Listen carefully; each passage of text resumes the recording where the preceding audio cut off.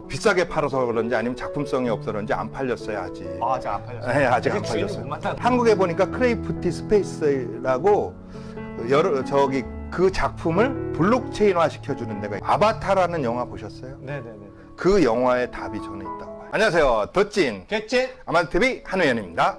제임스 TV 이성규입니다. 네, 인사드리겠습니다. 네, 반갑습니다. 네, 잘 지내셨죠? 네네, 잘 지내죠. 요즘 뭐 잘 나가시던데. 네. 잘 나가기 위해 무단히 노력을 하고 있습니다.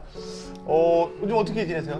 뭐 이렇게 코로나로 인해서 이것저것 다 겪고 있죠. 뭐 아. 격리도 당하고 이렇게 그러시구나. 하고 있습니다. 빨리 29일 끝났으면 좋겠거든요. 저도. 네. 요즘 이 스튜디오 너무 정말 네. 알차고 아, 그래요? 즐거워요. 저는 스튜디오가 따로 없는데 네. 이렇게 초대해 주셔서 감사하고요. 네. 근데 왜 우리 그 프로그램명을 도찐 개찐 도찐 개찐 도하고 개하고 뭐가 나요? 뭐 거기서 거기죠. 맞아, 그거예요. 거기서 거기다. 네. 세상에 그놈이 그놈이고 그년이 그년이다. 그런 뜻이에요. 저 가르칠 게 없는데 네. 물어보면 그냥 대답하겠다 이런 거예요. 그죠? 그놈이 그놈이고 그년이 그년이다. 그래서 도찐 개찐. 도찐, 네. 사람 위에 사람 없고 사람 밑에 사람 없고. 평등하다. 둘이 하는 토크를 그래서 도찐 개찐. 네네네. 네, 그래서 네. 감동이 와닿네요. 아, 그래요? 네. 우리 사전에 상의했는데 마치 처음 하는 것처럼. 네. 네, 또 이런 네. 의미가 필요하죠. 방송이 뭐 그렇죠. 네, 맞습니다. 네. 네. 제가 네. 지금 어딜 가나 듣는 게 네. 메타버스 하는데 네. 이 메타버스는 도대체 어디서 타는 거고 노선이 어떻게 되는 건지. 메타버스를 어디서 타느냐? 네. 글쎄요, 메타버스. 근데 우리가 사실 오늘 토론은 이걸로 안 하려고 했는데 네. 이성기 님이 이걸로 하자는 거예요. 그죠? 네, 저는 그 노선을 이게- 알고 싶어서? 네, 왜냐면 이게 좋은 버스에 이게 귀에 올라타면 네. 누군가에겐 정말 큰 행운이 될 수 있기 때문에 제가 좀 그 행운을 좀 누려볼까 싶어가지고. 근데 많은 사람들이 메타버스를 본인이 타고 있는데 네. 그냥 이렇게 유튜브나 어떤 거를 보고 본인은 안 타고 있는 줄 알아. 엄밀히 저도 보는 지금- 본인은 타고 있어요. 저도 메타버스 탔나요? 타고 있어요. 나 그 메타버스 그런 버스를 탄 적이 없는데. 내가 볼 때 타고 있어요. 그런가요? 근데 메타버스의 의미가 뭐예요? 초월한 우주인가요? 초월한 우주라는 것은 여기서 뭐 우리가 사는 모든 세상을 우주라 그러잖아요. 네네네. 그러니까 현실을 초월한 세상? 그게 메타버스 같아요. 메타버스. 현실을 초월한 세상. 이 세상이 아닌 또 다른 세상. 뭐 아바타적인 건가요? 뭐 그것도 될 수 있죠. 그럼 정확한 네. 이 메타버스에 대한 의미를 이 유튜브 시청자 구독자들 좀 설명 좀 해주시죠. 사실 메타버스가 사람들은 지금 나왔는지 아는데 메타버스를 한 행동은 우리가 아주 오래 전서부터 해왔던 겁니다. 그죠? 얼마나 오래하시나요? 뭐 예를 들어 1960년대 우주 사업을 했잖아요. 네. 그럼 우주인들이 실제적으로 달나라 가기 전에 뭔가 연습을 했을 거 아니에요. 예행 연습을 가상세계에서. 그게 엄밀히 따지면 메타버스죠. 그죠? 그럼 그럼- 실상에서는 지금 어떻게 지금 저보고 이성기님 뭐 하고 있냐면 이성기님 지금 유튜브 하잖아. 하고 있죠. 유튜브가 현실의 사람들도 있지만 이성기님과 상관없는 사람들이 보는 거잖아요. 네네네네. 그러면 사실 그전에는 일기를 나 혼자만 보려고 했어요. 네. 근데 인스타그램이나 페이스북에 일기를 써놓고 나의 이야기를 써놓고 옛날엔 누가 훔쳐볼까 두려웠는데 나의 일기를 누군가가 안 보면 상처받아. 그게 메타버스의 하나의 종류예요. 그걸 갖다가 SNS도 하나의 메타버스다라는 그렇죠. 거죠. 라이프 로깅이라고 해요. 나의 생활을 기록하는 내 주변에 있는 나한테 아닌 나와 상관없는 사람들한테 보게끔. 그게 라이프 로깅이에요. 우리는 여태까지 그 행동을 해왔던 거예요. 그럼 되게 종류가 많은데요? 그렇죠. 네. 그러니까 메타버스를 엄밀히 따지면 메타버스는 이해하기 쉽게 얘기하면 우리가 축구도 쳤죠? 제 생각이에요. 야구도 했죠? 달리기도 했죠? 근데 어느 날 올림픽을 한대야. 그러면 메타버스는 여태까지 해온 어떤 우리들의 현실적인 아닌 또 다른 세계의 행동을 갖다가 하나의 가상 플랫폼, 융합 플랫폼, 디지털 플랫폼으로 만든 용어가 메타버스예요. 방금 디지털 뭐라고? 디지털 융합 플랫폼. 이게 메타버스를 디지털 융합 플랫폼이라고 생각이 돼요, 저는. 이해해도 될까요? 그러니까 메타버스 자체는 콘텐츠라기보다는 하나의 플랫폼이다. 그러면 여태까지 우리가 페이스북이 플랫폼 사업을 해왔고 구글도 플랫폼 사업을 했잖아요. 네네네네. 또 다른 플랫폼이에요. 근데 저 유튜브나 이런 데 보면 여태까지 전 세계 상위 10대 그 상장 회사들 중에 8위가 플랫폼 회사에 있다라고 해왔는데 지금은 또 용어를 상위 8위 회사가 메타버스 회사에 있다 이렇게 얘기를 해요. 근데 그건 아닌 것 같고 사실은 그냥 플랫폼의 또 다른 디지털적인 진화 융합 플랫폼이다. 라이프 로깅이 있고 그럼 또 다른 메타버스는 어떤 게 또 있을까요? 이성균 님이 현재 타고 있는 게 또 있죠. 어떤 그거는 이제 거울 세계라고 해서 내비게이션은 누군가의 현실적인 어떤 땅이 아닌 가상의 디지털화 시켜놓은 거잖아요. 네. 지도를. 그것을 찾아가는 거잖아. 네네네. 그게 거울 세계라고 해요. 그러면 이성균 님도 그 디지털의 어떤 지도를 이용하고 있잖아. 그죠? 네. 예를 들어. 그러면 또 메타버스 한 컨텐츠를 타고 있는 거죠. 그 다음에 실제적으로 이제 요즘 사람들이 얘기하는 게 뭐 VR 같은 거 들어봤어요? 네, VR. 들어봤죠? 네. VR은 버티얼 리얼리티라고 해서 가상현실. 네, 가상현실. 네. 근데 제가 사실은 VR을 용어를 언제 들었는지 아세요? 언제 들었어요? 지금으로부터 30년 가까이 전에 제가 근무를 일본 컴퓨터 그래픽 쪽 회사에 한때 근무했었어요. 네네. 근데 그 서울 그래픽 전시를 할 때 대전에 어떤 무슨 박사님이 가상현실 연구소가 대전에 있더라고요. 그분이 거기서 세미나를 했는데 그때 버티얼 리얼리티라는 걸 들었어요. 그러면서 그때 모델하우스 대신 앞으로는 이런 가상의 모델하우스가 생길 것이다. 근데 그게 그 뒤로 묻히더라고요. 근데 요즘 그게 드러나는 거예요. 네. 그래서 VR은 게임 쪽에서 많이 실현화되죠. 왜냐하면 현실하고 완전히 차단한 게임. 그래서 청소년들이나 젊은이들이 많이 해왔죠. 게임 사업이 많이 발달됐고 VR과 함께 발달한 게 VR 헤드셋. 그죠? 네. 이렇게 머리에 쓰고 가상현실. 그래서 현실하고 완전히 좀 차단이 돼야만이 가서 가상현실감을 느끼기 때문에 차단이 돼요. 근데 그게 단점이죠. 그렇기 때문에 어떤 VR의 단점이 뭐냐? 촉각이나 후각 이런 것들을 미각이나 후각을 못 느껴. 만약 그것까지 느끼면 대박인데. 대박이죠. 근데 앞으로 그렇게 될 수도 있어. 맛있는 음식을 가상시계에서 먹었어. 가상에서 먼저 먹었어. 이제 근데 시작하는 거죠. 현실에 있는 내가 맛을 느껴 못 느껴. 못 느끼죠. 그건 미각이 없어서 그래요. 네. 근데 가상세계에서 먹었어. 근데 맛있게 느꼈어. 네. 그러면 그건 엄청난 혁명이죠. 네. 네. 그런 시대가 올지 안 올지 저도 모르겠어요. 그렇죠? VR. 그럼 AR은 뭔가요? AR이라는 용어도 들어봤죠. 네, 많이 들었어요. AR은 뭐냐면 가상에 있다 보니까 이게 뭐 이렇게 현실화 좀 했으면 좋겠다. 그래서 현실의 어떤 실제적인 거에다 약간 가상을 얹혀놓은 거예요. 근데 어쩌면 이성균 님이 지금 AR을 본인도 모르게 활용할 수도 있어요. 어떤 예를 들자면? 예를 들어 가볍게 보면 요즘 나온 차에 보면 차 유리 앞에 보면 키로수하고 속도하고 막 나오죠. 그게 일종의 증강현실이에요. AR. 그죠? 네. 그거는 주변에 계속 일어나고 앞으로 자율자동차라든가 이런 것들을 AR 기술을 많이 이용할 것 같아요. 그러면 AR 쪽에서는 지금 페이스북이 그쪽에 많이 투자를 하고 있는데 이게 VR 헤드셋이 무거우니까 그거 대신 가벼운 홀로그램 기술을 이용해서 안경만 쓰면 어떤 현실 속에 가상이 들어오는 거야. 그러면 내가 인테리어 사업을 하는데 인테리어를 어떻게 놓으면 좋을까? 가구를 안으로 들어가서 이렇게 빈 공간에 내가 쳐다보면 거기에 가구가 보이는 거야. 그러면 그 인테리어 주인도 건물 주인도 안경 주면 네, 그거 보이는 거야. 선택하게. 그럼 이렇게 해달라. 이런 것들이 뭐예요? AR이에요. 그죠? 이해하셨죠? 네, 앞으로 삶에서 많이 정말 이용하겠네요. 그죠? 그렇게 생각해 보니까 뭐 군인들도 이것만 쓰고 전투훈련 이제 앞으로 하겠는데요. 맞아요. 딩동대. 네. 그런데 이제는 그 군인들이 전투했잖아요. AR볼과 VR이 합성된 거. 두 가지의 장점을 믹스했으면 좋겠다.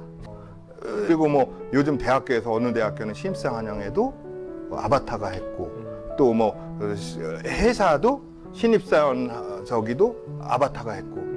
그러면 그 대학교나 회사들이 어떻게 도움이 좀 되나요? 지금요? 네. 근데 제가 볼 때 지금 현재로서는 약간 불편함은 있을 것 같아요. 제 느낌에. 아바타가 현재 기술이 그 아바타가 거기 신입생 환영에 갔고 아니면 신입사원 오리엔테이션에 갔다고 해서 실제 간 것만은 못하겠죠. 근데 기업이나 어떤 대학교에서는 그거를 했다는 것만으로도 이슈화가 될 것 같아요. 이슈가 되고 엄청 광고 효과가 될 것 예. 같아요. 지금은 그럴 것 같아요. 예를 들어 앞서가는 이미지를 줄 수가 있잖아요. 어느 대학교가 신입생 환영한다고 뉴스 나와요? 안 나오잖아. 그렇죠. 근데 그걸 가상 세계에서 아바타를 해가지고 예. 하니까 그게 그게 뉴스가 돼서 뉴스화가 계속 되는 거야. 아. 그래서 그 대학은 왠지 모르게 이런 효과도 지금 있을 것 같아요. 제가 근래 또 많이 듣는 용어 중에 하나가 이 NFT라는 게 있는데 NFT는 뭔가요? 근데 NFT는 사실은 코인 하는 분들은 코인 하셔요? 아니 저는 안 해요. 코인 하는 분들은 많이 알아요. 사실 그 코인 하는 쪽에서 바이낸스나 이런 데서 NFT 상품을 팔기 때문에 코인 하는 분들은 NFT를 많이 알더라고요. NFT는 뭐냐면 이 디지털 그 메타버스가 이런 분야가 발달하니까 디지털 아트 분야도 발달을 하게 돼 있어요. 기존에는 어떤 예술가적인 소질이나 이런 것들이 굉장히 기능적인 소질이 뛰어난 사람들만 작품을 만들지만 지금은 상상력이 뛰어난 그 누군가가 디지털 작품을 만들 수가 있거든요. 네네. 그것을 만들어서 올려놨을 때 디지털이라는 게 단점이 뭐냐? 카피가 쉽고 저작권을 잃어버릴 수가 쉽죠. 네. 공개를 해버리니까. 그래서 디지털 아트나 이런 것들을 하나의 자산화를 해놔야 되겠다. 그래서 건들질 못하게 해야겠다. 근데 건들질 못하는 가장 중요한 기술이 블록체인 기술이잖아요. 들어봤죠? 네네. 블록체인은 뭐예요? 장부를 여러 사람이 공유해서 누가 건드려서 훼손이 안 되잖아요. 그것을 아트 쪽에, 디지털 아트 쪽에서 하나의 논 펀지블 토큰, 아무도 건들 수 없는 논 펀지블 토큰, 대체 불가 토큰이라는 것을 만들어서 하나의 디지털 자산화를 시키는 게 NFT예요. 그러면 이게 어떤 자산 가치, 어떤 거래가 또 할 수 있나요? 지금 보면 바이낸스라는 세계 큰 거래소에 그게 보니까 거래가 돼 있더라고요. 상장이 돼 있는 거예요? 네. 그럼- 그 상품이 그러면 미술품들이 내가 가상 세계에서 그거를 사이버상에서 예술 어떤 아트를 예를 들자면 뭐 피카소라든지 누군가의 작품을 나 이렇게 만든 다음에 이걸 딱 블록체인을 걸어놓고 판매할 수 있다는 얘기죠. 그렇죠. 근데 그게 가격이 저는 제 가격인지 뭔지 모르겠어요. 가격 보고 깜짝 놀래가 있어요. 별거 아닌데 이렇게 비싼가?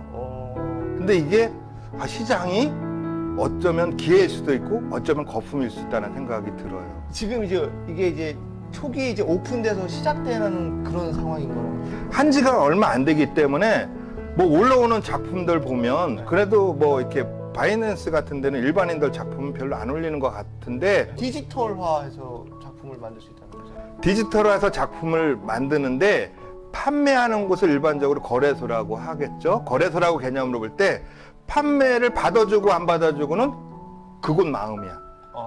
어떤 이마트라는 곳이 있어요. 네. 근데 이마트에서 어떤 모든 제품을 받는 게 아니잖아요. 그렇죠. 그쪽에서 열어졌을 때 그 플랫폼에 올라올 수가 있죠. 그러면 바이낸스라는 데도 팔고 또 뭐 이렇게 또 다른 거래소도 코인 거래소도 팔고 또 그것만 전문적으로 파는 거래소도 생겼더라고요. 그러면 저희 아마도 TV 한우연 우리 대표님은 그거를 혹시 뭐 거래라든지 그런 경험을 해보신 게 있나요? 저도 사실은 뭐 아까 도찐개찐처럼 이렇게 이게 궁금해서 한번 해볼까 해서 제가 거래했던 거래소, 코인 거래소에 가서 사가지고 팔아도 받고 근데 사가지고 팔아보니까 팔리더라고요. 또 한 군데 거래소는 실제적으로 내가 만드는 작품도 받아주더라고요. 그래서 만들어서 그냥 뭐 제 딴에는 혼을 담아서 만들었는데 비싸게 팔아서 그런지 아니면 작품성이 없어서 그런지 안 팔렸어요 아직. 아직 안 팔렸어요? 네, 아직 안 주인을 팔렸어요. 못 만나는 거죠. 그래서 계속 뭐 이제 공부하는 단계니까 그러면 그 거래소 말고 또 팔 수 있는 곳이 있나요? 글쎄 제가 이제는 이렇게 공부를 하다 보니까 일반인들이 모든 사람들이 코인을 아는 건 아니잖아요. 네. 그죠?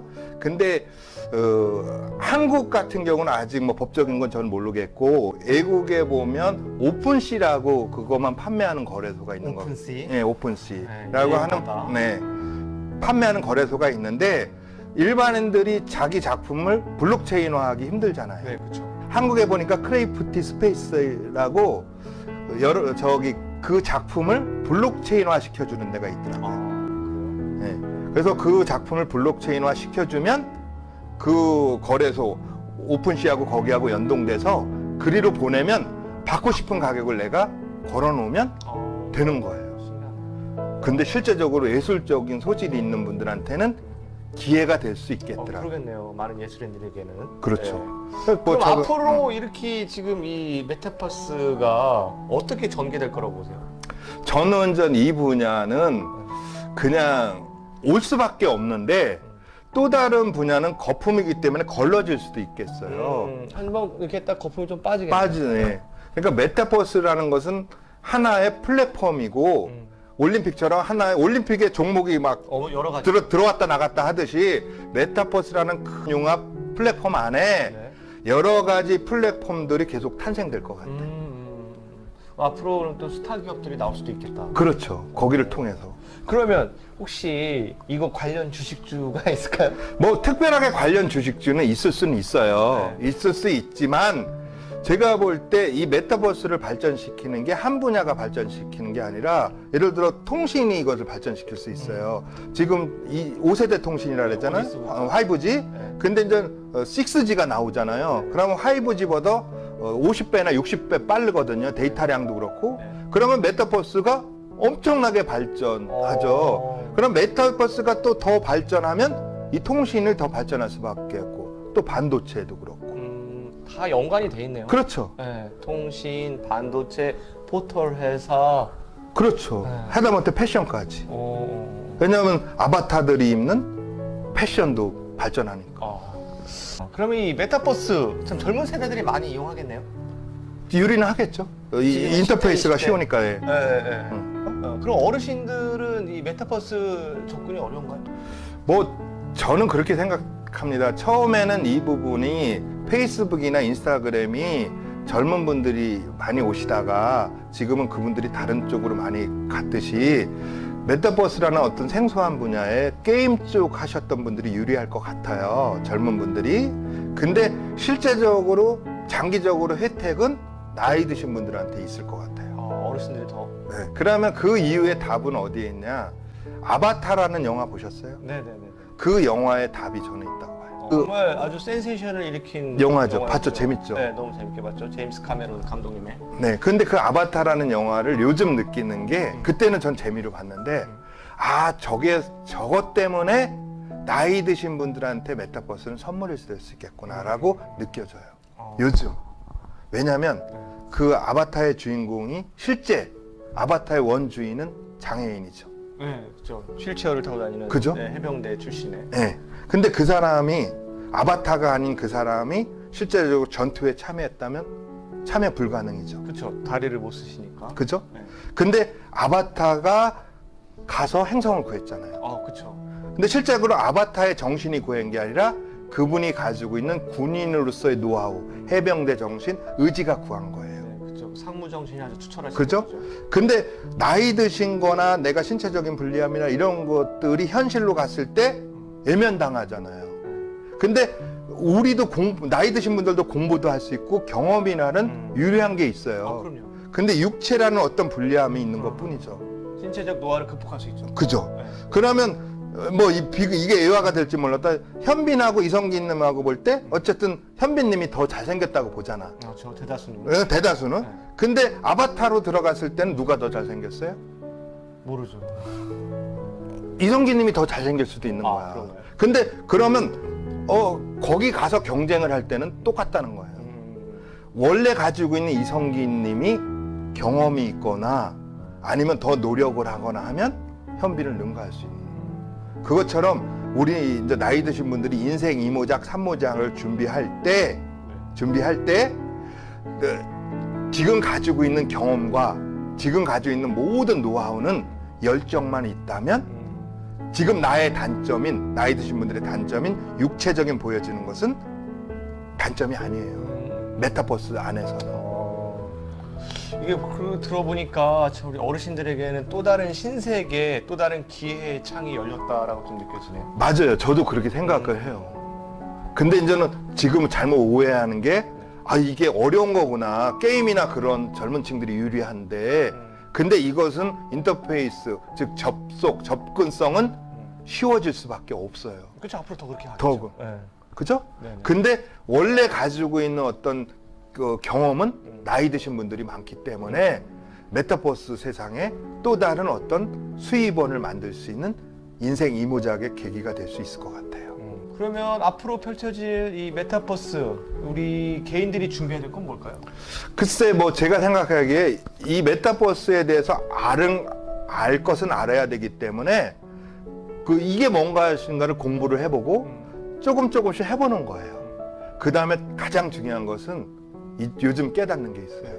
즉 인문학 책을 많이 읽어야 될 것 같아요. 오늘 결론이 책일 거. 결국 메타버스 시대에서도 경쟁력도 네. 책을 많이 읽었을 때 그게 경쟁력이 되겠다라는 생각이 개인적으로 듭니다. 네, 인문학적 사고 네. 책을 읽어라. 그렇죠. 오늘의 결론은 아니 이겁니다. 제가 이제 요즘 느끼는 정답은 아니에요. 네. 도찐개찐이라 제 생각을 얘기했는 거예요. 아, 네, 그럼요. 네. 공감해요? 공감합니다.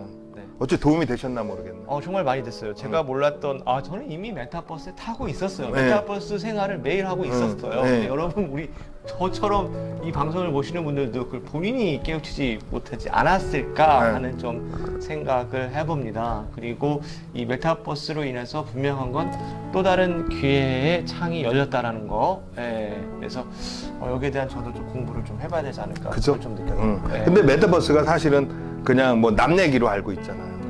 그러니까 저도 뭐 이렇게 보니까 이런 거구나 그래서 NFT도 조금씩 해봤던 거예요. 알고 나니까 제가 샀던 작품이 되팔아지고 하니까 놀랍더라고요. 그리고 제가 만든 작품이 블록체인화 시켜지는 거 보니까 팔리든 안 팔리든 놀랐어요. 근데 그럼 뭐가 생기는지 아세요? 욕심이 생겨. 공부하고 싶다. 공부하고 싶다. 책을 더 보겠네요. 왜냐면 이왕이면 네. 팔리는 작품을 만들고 싶다. 그치. 그런 욕심. 근데 안 해보면 욕심이 안 생겨. 그래서 우리 이 아마도 TV 또 제임스 TV를 보는 시청자분들께서 이게 뭐 좀이라도 도움이 됐으면 좋겠네요. 네, 아마 많은 분들이 한 번쯤은 들어봤을 거라고 좀 봐요. 네. 메타버스. 네, 일상에서 여러분들이 많이 좀 접하고 있어요. 네. 네, 그리고 더 중요한 말씀이 이게 인문학적 사고. 네. 네. 그게 기본이 돼야만이 아바타의 원주인으로서 경쟁력을 갖춘다. 본실이 튼튼해야지. 네. 결국은 그거예요. 네.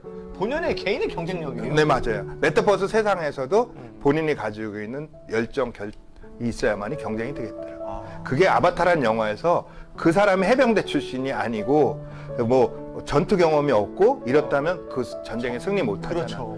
그 영화의 의미를 이제 깨닫겠더라고요.